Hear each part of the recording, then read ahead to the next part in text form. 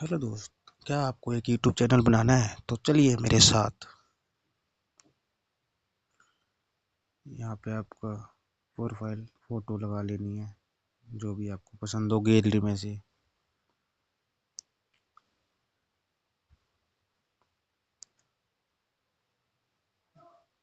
फिर ये लगी हुई है।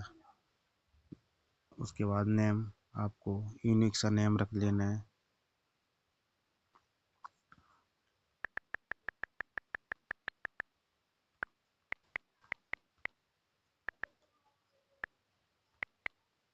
बाबा 2.0 मैंने यूनिक सा नाम सोच लिया है। इसको सेव पे क्लिक कर देना है। नाम सेव हो गया। उसके बाद हैंडल नेम यूनिक सा रख लेना है।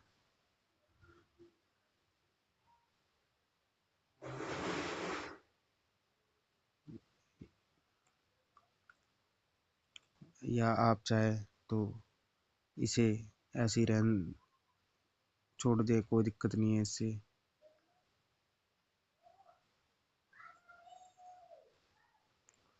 क्रिएट चैनल पे क्लिक कर देना है। यह आपका चैनल बन के तैयार।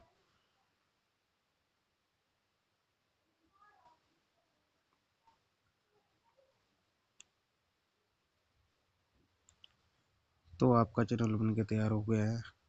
अब आप वीडियो अपलोड कर सकते हैं इस पे, अपने गैलरी में से जाके, या कोई सा भी यहाँ से अपनी वीडियो अपलोड कर सकते हैं, बना के कैसे भी।